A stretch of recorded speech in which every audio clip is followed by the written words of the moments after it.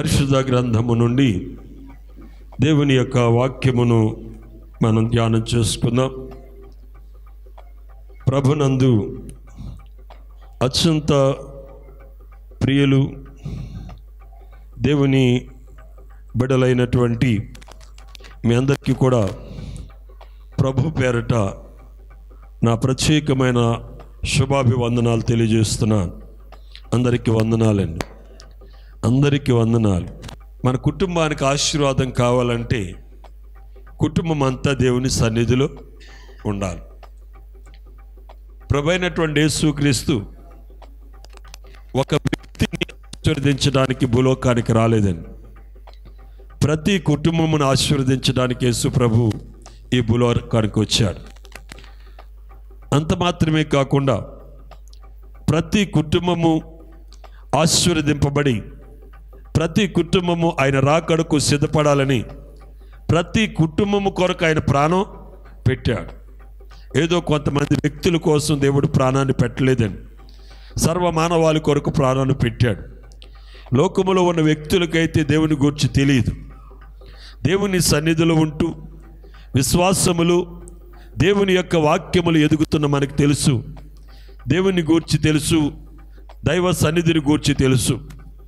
ఎప్పుడైతే మన కుటుంబము దేవుని సన్నిధిలో ఉందో అప్పుడు మనము మన ఇంటి వారు కూడా ఏమవుతారు?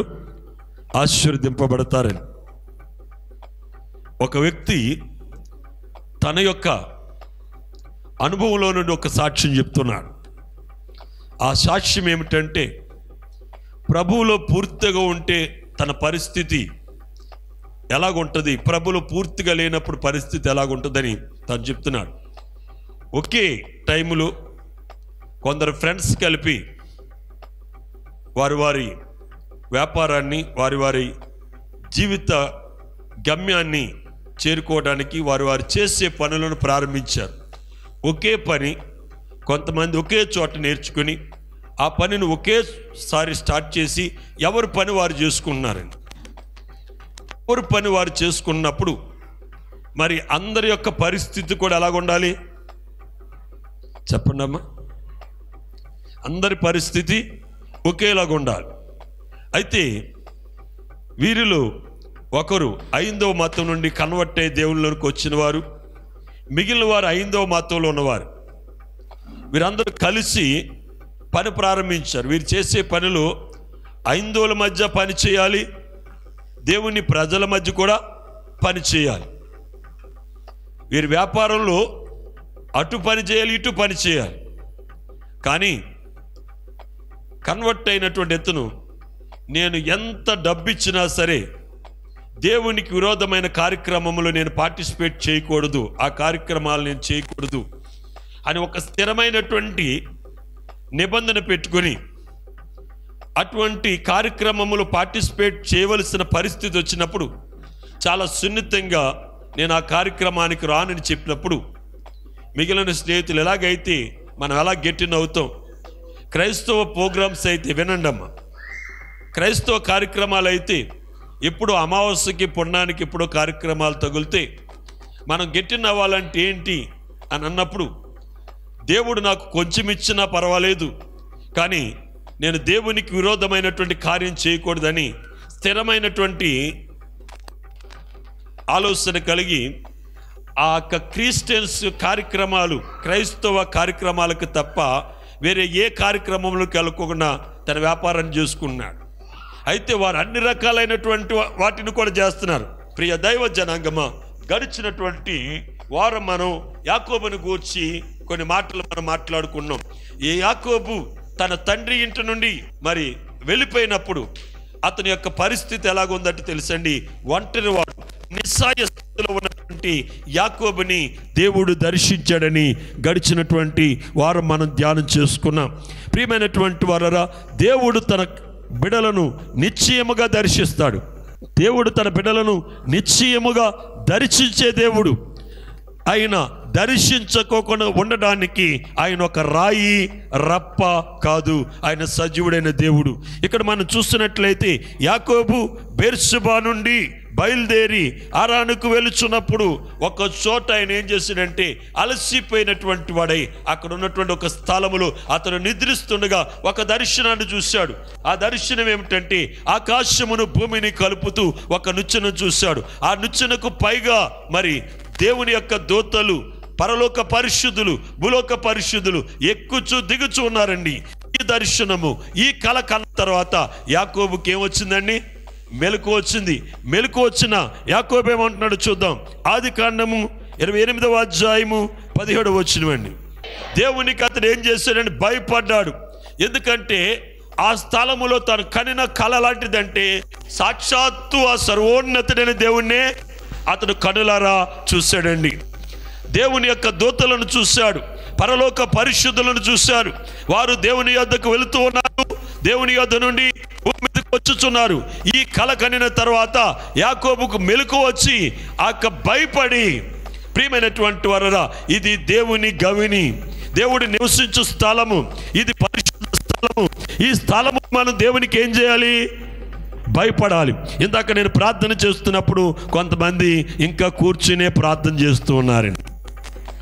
దేవుని సన్నిధిలో ఉన్నప్పుడు దేవునికి మనం ఏమివ్వాలి? మర్యాద ఇవ్వాలి. పెద్దవారు వచ్చినప్పుడు మనం ఏం చేస్తాం చెప్పండి? పెద్దవారు వచ్చినప్పుడు ఏం చేస్తాం? గట్టిగా చెప్పండి అమ్మా.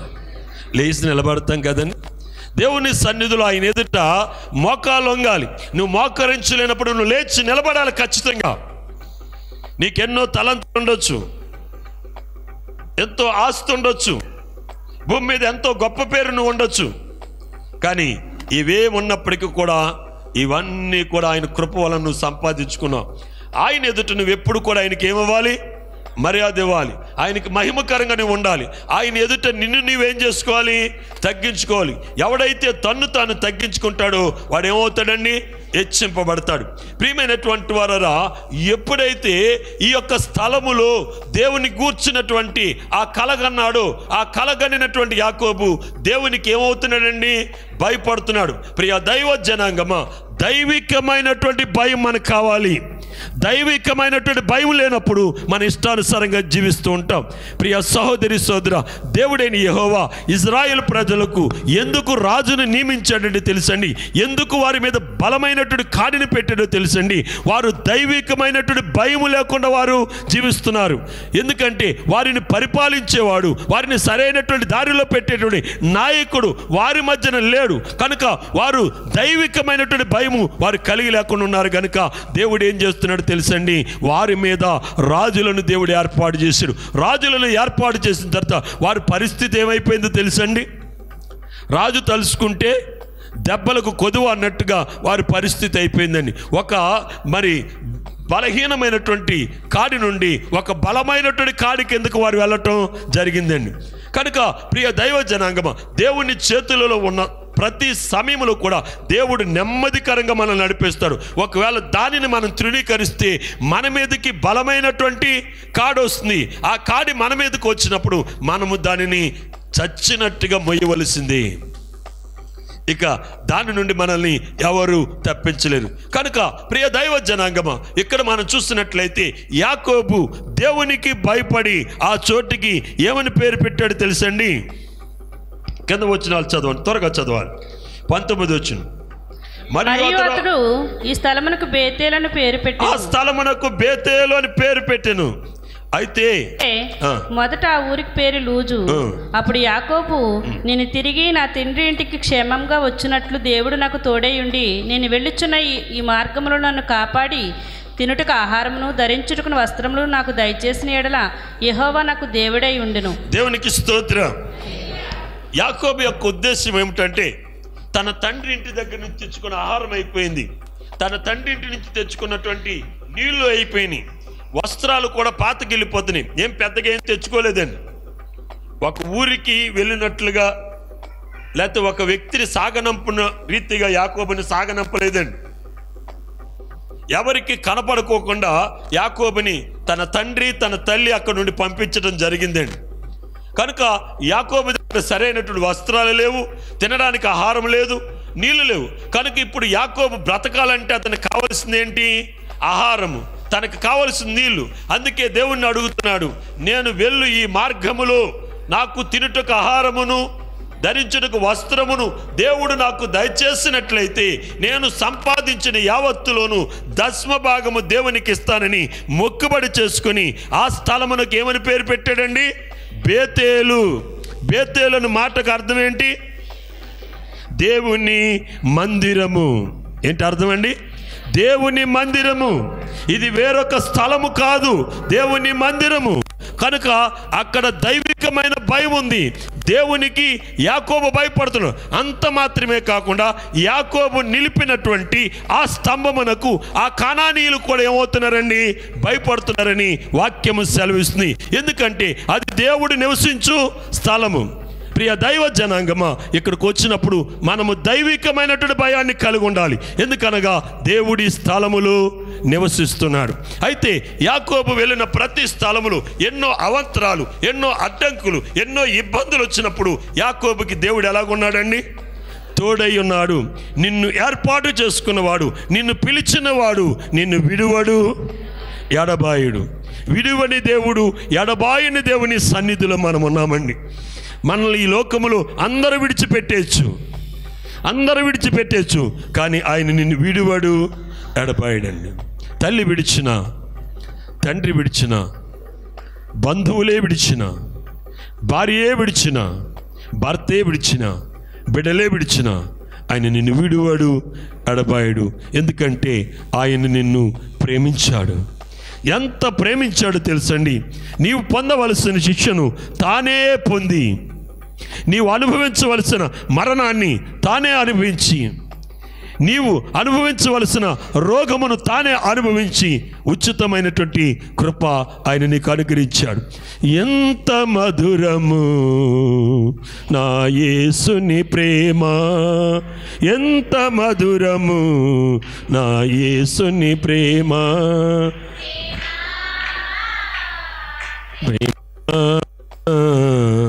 ప్రేమ మధురము. అందరు గట్టిగా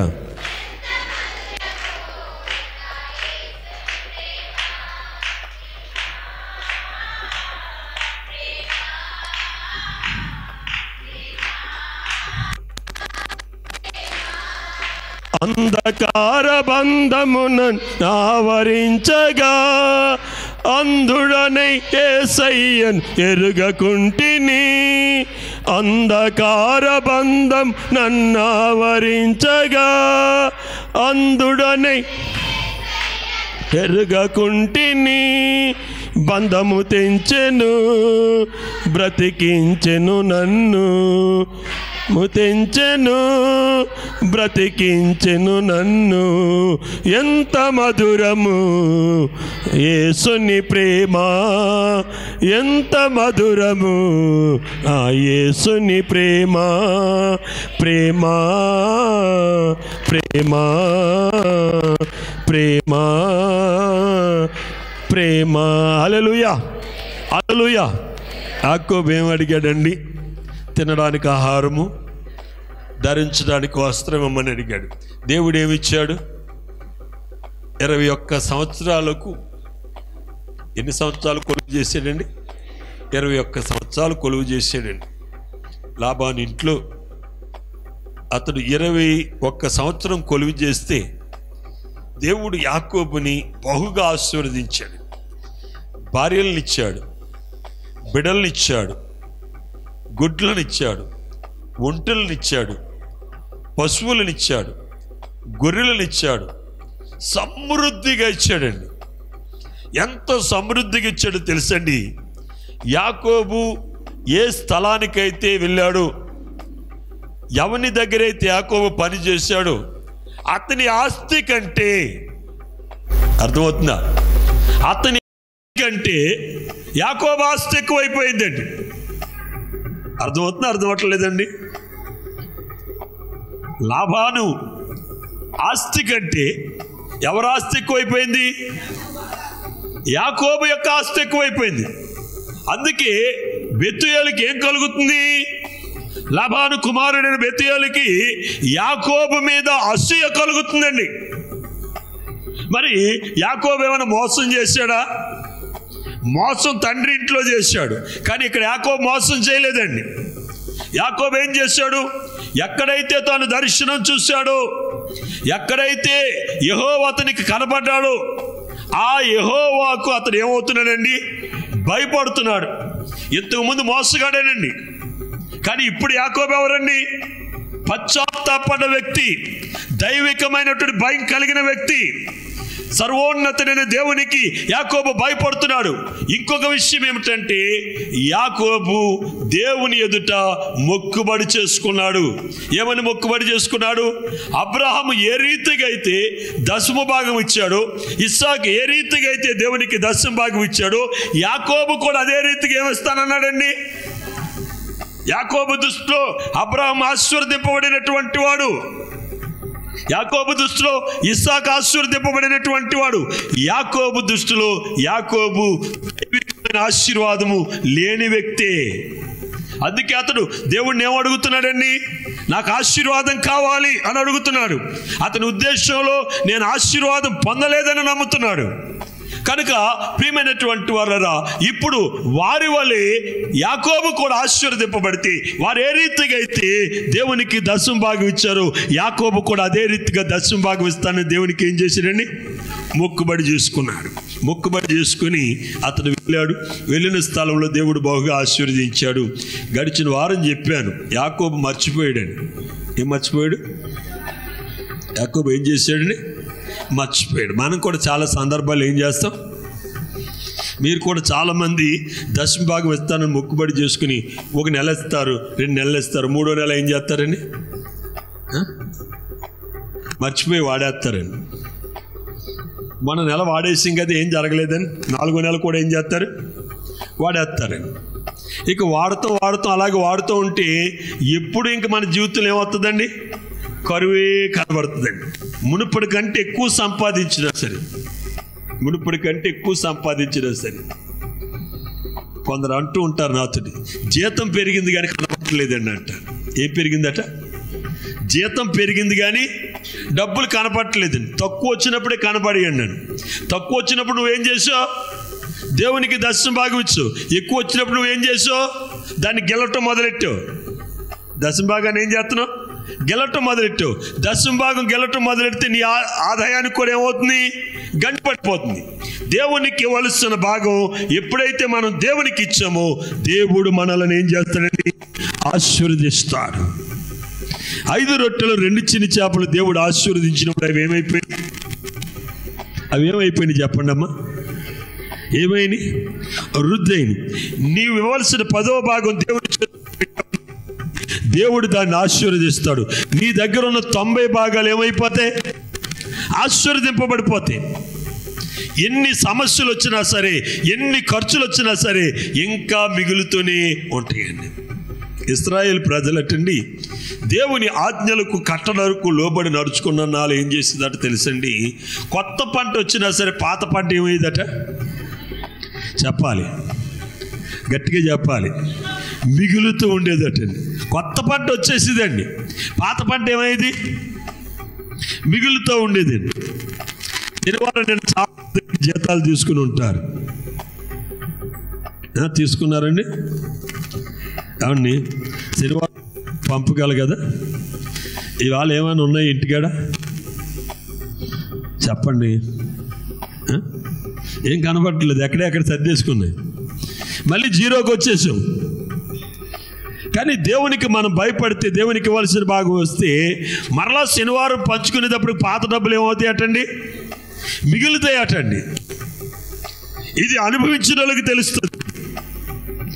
మీరు అలాగ అనుభవించాలంటే మీరు చేయవలసిన లెక్క సరిగా మీరు లెక్క కూడినట్లయితే, లెక్కలు సరిగా చేసి దేవునికి ఇవ్వాల్సిన భాగం దేవునికి ఇస్తే, దేవుడు నీ భాగాన్ని ఏం చేస్తాడండి? ఆశీర్వదిస్తాడు. దేవునికి స్తోత్రం కలుగును గాక. హల్లెలూయా, హల్లెలూయా. యాకోబు దాని మాట మర్చిపోయాడండి. మర్చిపోయి ఏం చేస్తున్నాడు? నన్ను ఆశీర్వదించమని అడుగుతున్నాడండి. ఏం అడుగుతున్నాడు? మర్చిపోయి ఆశీర్వదించమన్నాడు. దేవుడు ఆశీర్వదించాడు. ఆశీర్వదించేమన్నాడంటే, నేను మొదట నీకు కనబడినటువంటి స్థలము, ఏ స్థలానికైతే నువ్వు బేతేలని పేరు పెట్టావో ఆ స్థలమునకు నువ్వు వెళ్ళు. దేవుడు చెప్తున్నాడండి. చూడండి, ఆదికాండం 35వ అధ్యాయం. దేవుడు యాకోబుతో నువ్వు లేచి బేతేలుకు వెళ్ళి అక్కడ నివసించి నీ సహోదరుడైన యాకోబు ఎదుట నుండి నీవు పారిపోయినప్పుడు నీకు కనబడిన దేవునికి అక్కడ బలిపీఠము కట్టుమని చెప్పగా, దేవునికి స్తోత్రం. హల్లెలూయా, హల్లెలూయా.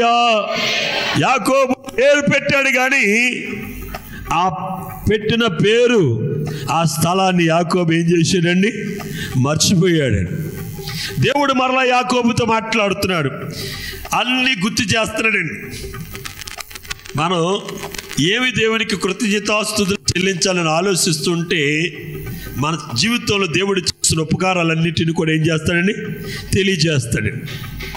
మనం చాలా సందర్భాల్లో కృతజ్ఞత స్తుతులు చెల్లించడానికి వెతుక్కుంటూ ఉంటాం. ఎందుకు వెతుక్కుంటాం తెలుసండి? ఆయన చేస్తున్న మేలును ఏం చేస్తాం? మర్చిపోతూ ఉంటాం. మనం మర్చిపోకూడదండి. దావీదు భక్తుడు అన్నాడు తన ప్రాణంతో, ప్రాణమా యెహోవా చేస్తున్న ఉపకారములు దేనిని మరువక ఆయనను స్తుతించు. దేనిని మర్చిపోవద్దు. మర్చిపోయినప్పుడల్లా దావీదు ఏం చేసేవాడు తెలుసండి? భోజనం మానేసి అవి గుర్తు తెచ్చుకోమనేవాడు. నీళ్లు త్రాగటం మానేసి వాటిని గుర్తు తెచ్చుకోమనేవాడు. అందుకే తన ప్రాణంతో అతను మాట్లాడుతున్నాడు, నా ప్రాణమా, నా అంతరంగమా, నాలో ఉన్న సమస్తమా యెహోవాను సన్నుతించు.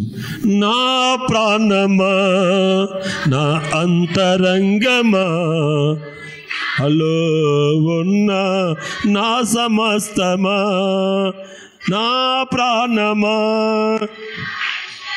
గమా, నాలో ఉన్న నా సమస్తమా, యెహోవా చేసిన ఉపకారములలో